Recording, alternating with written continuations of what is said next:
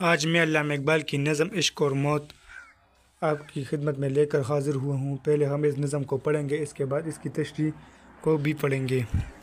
سہانی نمود جہاں کی گھڑی تھی، تبسم پیشہ زندگی کی کلی تھی، کہیں مہر کو تاج زر مل رہا تھا، عطا چاند کو چاندنی ہو رہی تھی، سیاہ پیرہن شام کو دے رہے تھے، ستاروں کو تعلیم تابندگی تھی، کہیں شاخ ہستی کو لگتے تھے پتے، کہیں زندگی کی کلی پھوٹتی تھی، فرشتے سکھاتے تھے شبنم کو رونا، ہنسی گل کو پہلے پہل آ رہی تھی، عطا درد ہوتا تھا شاعر کے دل کو، خودی تشنہ میں بے خودی تھی، انہی اول اول گھٹا کالی کالی، کوئی حور چونی کو کولے کڑی تھی، زمیں کو تھا دعویٰ کہ میں آسماں ہوں، مکاں کہہ رہا تھا کہ میں لامکاں ہوں،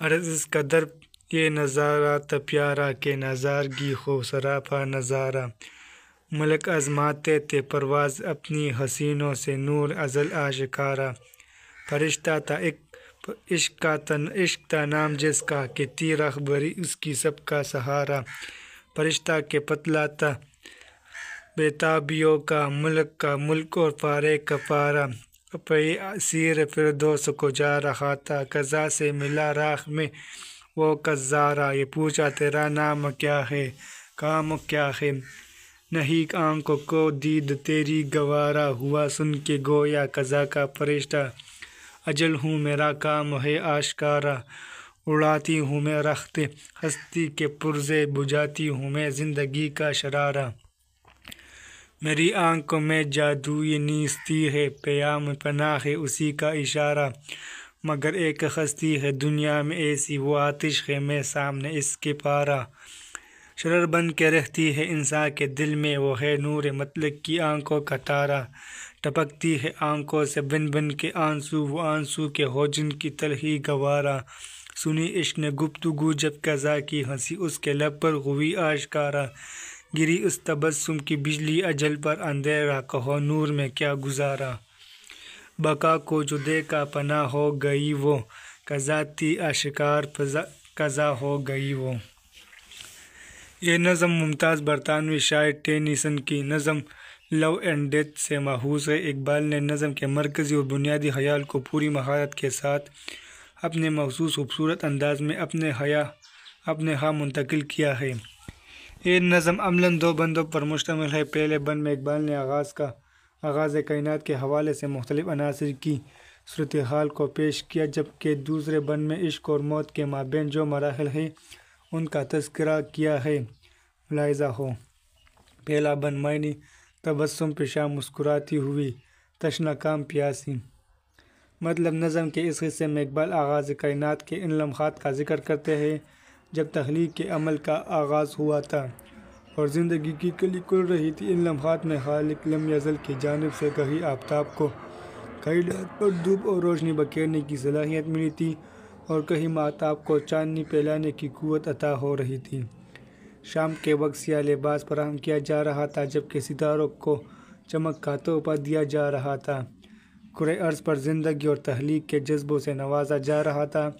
ان لمحات میں فرشتے شبنم کو آنسو بہانے کی تربیت دے رہے تھے اور کہیں پہلی بار کلی چٹک کر پھولوں کے لبوں کی خندزن کر رہی تھی۔ شاعر کے دل میں درد کی لذت بھی اسی لمحے فراہم کی گئی اور خودی کو بھی بے خودی کے جذبات سے مغمور کیا جا رہا تھا۔ پہاڑوں کی چوٹیوں پر پہلی بار کالی کالی گھٹاؤں کی اس طرح آمد ہوئی کہ ایسا لگتا تھا جیسے کوئی حور اپنے گھنیرے بال کھولے کھڑی ہو۔ دوسرا بند معنی نظارگی دیکھنا نظارہ کرنا قضا اتفاق سے، مطلب آغاز کائنات کے لمحات بقول اقبال اس قدر خوبصورت اور نظر فریب تھے کہ یہ مناظر سراپا ایک دیکھنے کی چیز بنے ہوئے تھے۔ ان لمحات میں آسمانوں پر فرشتے بھی اس قدر مسرور تھے کہ چاروں جانب اس طرح رواں دواں تھے جیسے اپنی قوت پرواز کی آزمائش کر رہے ہوں۔ ان کی پیشانیوں سے نور ازل آشکار ہو رہا تھا۔ ان میں ایک فرشتہ عشق کے جذبے کا بھی تھا جو دوسرے فرشتوں کی رہنمائی کیا کرتا تھا۔ اس فرشتے میں اضطراب کا عنصر اس طرح نمایاں تھا جیسے اس کے وجود میں پارا متحرک ہو۔ عشق کا یہ فرشتہ جنت کی سیر کو جا رہا تھا کہ اچانک اسے رستے میں موت کا فرشتہ یعنی ملک الموت مل گیا۔ عشق کے فرشتے نے اس سے استفسار کیا کہ بتاؤ تو صحیح، وہ تو کون ہے اور تیرا کام کیا ہے؟ تجھے دیکھ کر مجھے ناگوار سی کیفیت محسوس ہو رہی ہے۔ اس مرحلے پر ملک الموت نے جواباً کہا، حیرت ہے کہ تو میری ذات سے واقف نہیں، میں ہی تو وہ ہوں جو ہر زندہ شے کو پناہ کے گھاٹ اتارنے پر قادر ہوں۔ میں ہی زندگی کے پرزے اڑاتی ہوں اور اسے ہمیشہ کے لیے موت کی نیند سلا دیتی ہوں۔ میری آنکھوں میں وہ جادو ہے جو وجود کو عدم وجود سے آشنا کرتا ہے اور جس کا پیغام پناہ ہے، مگر ایک ہستی ایسی بھی ہے جو اس دنیا میں آگ کی مانند ہے، اور حقیقت یہ ہے کہ میں اس کے مقابلے میں پاری کی حیثیت رکھتا ہوں۔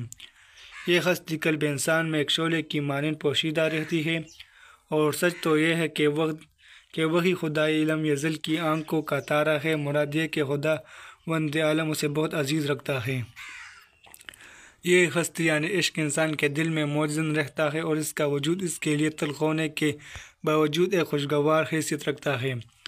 عشق کے فرشتے نے جب ملک الموت کی گفتگو سنی تو اس کے لبوں پر مسکراہٹ نمودار ہو گئی، اور اس کا یہی تبسم بجلی بن کر موت کے فرشتے پر گرا، اس لیے کہ روشنی کے روبرو تاریکی کا وجود باقی نہیں رہتا۔ عشق تو زندگی کا مظہر ہے، ظاہر ہے موت اس کے روبرو کیسی ٹھہر سکتی ہے۔